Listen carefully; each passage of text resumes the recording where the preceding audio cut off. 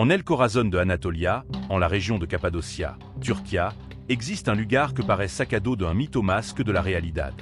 Bajo su colina arida y paysage volcanico se esconde un mundo oculto, talado en la roca blanda durant siglo, un laberinto tan vasto y misterioso que ha dejado a arqueólogo, historiador y viajero sin aliento. Su nombre es de Rincuyu, la ciudad subterránea más impresionante jamais descubierta, capaz de albergar a más de 20.000 personas junto con su animal, provisión y hasta templo. Imaginarlo es sobre coche d'or, una ciudad entra, pero bajo tierra. Calles, pasadizo, cocina, bodega, pozo de agua, escuela, almacén y hasta iglesias talada en piedra volcánica. No hablamos d'un simple refugio improvisado, sino de una auténtica urbe de vario nivelé que se extiende a más de 60 metros de profundidad. Y el lo más enigmático, hasta hoy, nadie sabe con certeza quién la construyó, ni cuándo exactamente. La primera impresión que provoca de Rincuyu est de asombro. Uno entra por una puerta estrecha en el suelo, y de pronto se encuentra descendiendo por passage angosto que par sans no tener fin. La temperatura desciende, el air se vuelve más denso, y el silencio el lo envuelve todo. Cada escalón no recuerda que este lugar fut diseñado para resistir, para proteger, para esconder la vida misma de miles de personas que, en tiempo de peligro, desaparecieron de la superficie y se refugiaban en esta colosal fortaleza subterránea. De Rincuyu est más que una ciudad. Est un symbolo de supervivencia humana frente a invasión, guerra y catastrophe. Y también es un enigma, porque si bien sabemos que fut utilizada en época bizantina para proteger de los ataques arabes, et evidencia que suggérant que su origen son mucho más antiguo, quizá de los hititas as más de 3500 años, o incluso de civilización aún más remota. Para entender de Rincuyu et que mirar su entorno. Cappadocia no es una région commun, es un paysage quasi lunar, con formación rocosa conocida como chimnea de hada, montana moldeada por la erosión y val que par son pintado por los dios. La roca de esta zona est toba volcánica, un material blando que peut être talars con relativa facilidad, pero que al mismo tiempo se endurece con el contacto del air. Et esa peculiaridad fut clave. Permitió a los antiguos habitantes excavar verdadera ciudad en el subsuelo, segura, fresca y resistente al paso del tiempo. De Rincuyu es solo la más famosa, pero en Cappadocia serán descubierto más de 200 ciudades subterráneas, alguna interconectada entre si por túnel que se extienden kilómetros bajo tierra. Sin embargo, ninguna iguala la escalade de Rincuyu. Un clos local conoció desde hace siglo la existencia de túnel subterráneo. De Rincuyu permaneció oculta para el mundo exterior hasta 1963, cuando un habitante de la zona decidió a se reformar en su casa. Al derribar una pared, descubrió un pasadizo oscuro que descendía más allá de lo imaginable. Así comenzó la exploración arqueológica moderna, y lo que encontraron fue algo que superaba todas las expectativas. Una ciudad de vario piso excavada a mano en la roca, con una organización tan compleja que parecía diseñada por ingeniero contemporáneo. Cada nivel revelaba nueva sorpresa. Establo para animal, prensa para vino y aceite, cocina con horno de piedra, dormitorio, almacén, incluso un amplio salón que los arqueólogos identificaron como una escuela o sala de reunión y una iglesia subterránea en forma de cruz. Lo que hace más fascinante a de Rincuyu es que no solo fut construida para habitarse, sino para resistir ataques militares. Su entrada podían bloquearse con enorme piedra circular que funcionaban como puerta cordiza, imposible de mover desde afuera. Los tunnels eran angosto y bajo, diseñado para que solo pudieran pasar de a uno y en posición inclinada, lo que hacía casi imposible invadir en masa. Además, cada nivel podía aislarse del siguiente, convirtiendo la ciudad en una especie de laberinto impenetrable para cualquier enemigo. El sistema de ventilación también era impresionante. Más de 50 pozos de air aseguraban oxígeno fresco hasta en los niveles más profundos. Uno de los pozos de agua llegaba a 55 metros de profundidad. Y lo más ingenioso era que no todos se conectaban con la superficie para evitar que los invasores envenenaran el suministro de agua. La gran pregunta es, ¿quién construyó de Rincuyu? Y esa es la incógnita que sigue sin respuesta definitiva. Las teorías más aceptadas señalan a los hititas, un pueblo que dominó Anatolia alrededor del 1600 C, y que pudo haber empezado a excavar estos refugios para protegerse de invasión. Otro arqueólogo creen que fue obra de comunidad frigia o incluso de los primeros cristianos, que en época romana y bizantina usaron esta ciudad para huir de las persecuciones religiosas. Y teoría aún más audaz, que sostienen que de Rincuyu es mucho más antigua, quizá de una civilización perdida, y que los pueblos posteriores solo la ampliaron. Lo cierto es que, hasta hoy, su origen exacto sigue siendo un misterio. Quando uno camina port de Rincuyu, la mente vuela invitablement hacia esna de miles de persona refugiando ali. Imagina a familia entra bajando a prosurada por los pasadizo, levando consigo animal, alimento, herramienta. Imagina las puertas cerrandos con las enormes piedras circular mientra arriba, se escuchant los pasos de los invasor.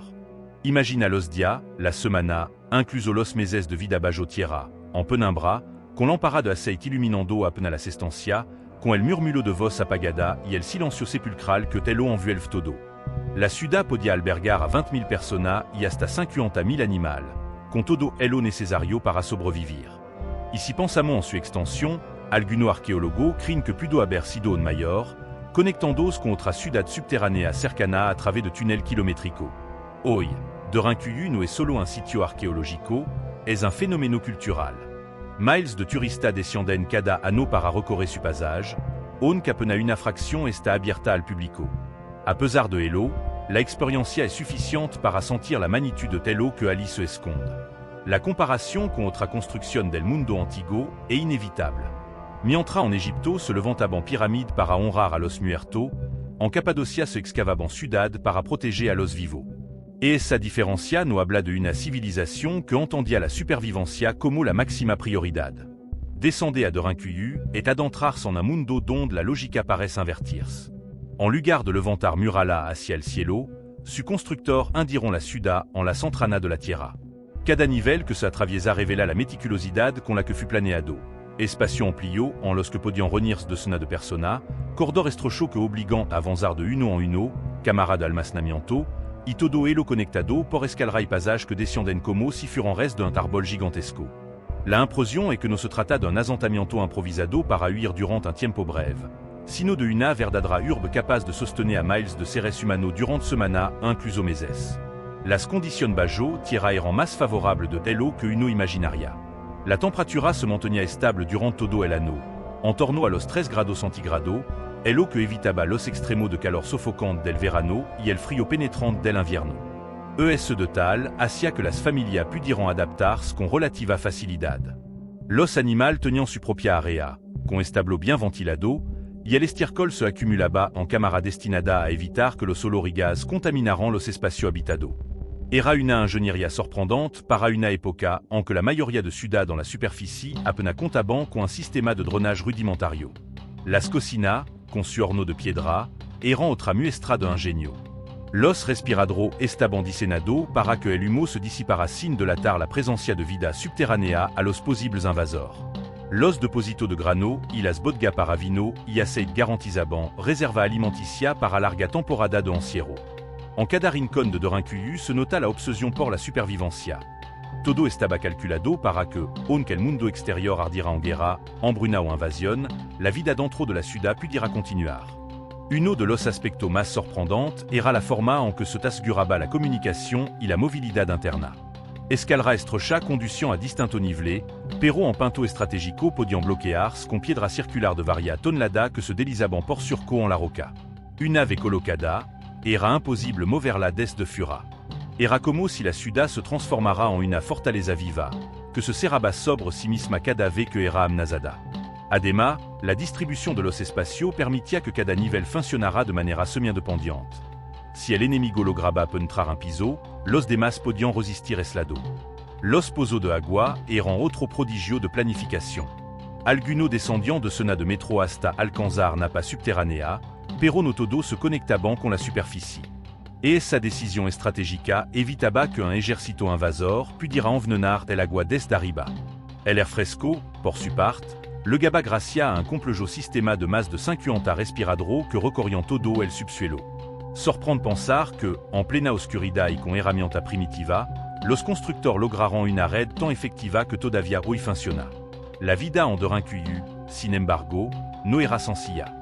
Imagina a 20.000 personas encerradas en tunnel y cámara de piedra, iluminada apenas por lámpara de aceite que consumiam oxigeno y lenaban el ambiente con un humo denso. El murmulo constante, los animal, los niños lorando y las oraciones de los ancianos debieron crear una atmósfera que combinaba claustrofobia con esperanza. Ali se cocinaba, se rezaba, se encenaba y se negociaba, todo bajo tierra. En uno de los niveles más amplio, los arqueólogos han identificado un espacio que funcionaba como iglesia, con forma de cruz y un altar talado en la roca. Es fácil imaginar a cientos de fiel congregado en silencio, pidiendo protección mientras sobre su cabeza los enemigos saqueaban los pueblos de la superficie. Los historiadores creen que Derinkuyu fut utilizada intensamente durant el periodo bizantino, cuando las incursiones arabes se multiplicaban en la région. Cada vez que los ejércitos extranjeros avanzaban, la población desaparecía como por arte de magia, ocultando bajo tierra. Al regresar, los invasores encontraban pueblo vacío, campos desiertos y un silencio inquietante. Et sa capacidad de ocultarse masivamente convirtió a la ciudad en un recurso invaluable. Los cronistas de la época describen como población entra sobrevivieron gracias a estos refugios, mientras en otra región la gente era masacrada o esclavizada. Pero las redes de Derinkuyu parecen mucho más antiguas. Algunos arqueólogos sugieren que los hititas, alrededor del segundo milenio antes de Cristo, pudieron haber iniciado las excavaciones como refugio contra invasores provenientes del este. Otro apuntan a los frigios, conocido por su habilidad en la arquitectura rupestre. Y luego, siglo más tarde, los cristianos perseguidos durant el Imperio Romano también encontraron en esta caverna un santuario para practicar su fe sin ser descubierto. Lo más probable es que cada cultura que pasó por la región de Josuela, ampliando, reforzando y adaptando el laberinto subterráneo según su necesidad. El simple hecho de que la ciudad pudiera albergar hasta 50.000 animales da una idea de la magnitud del proyecto.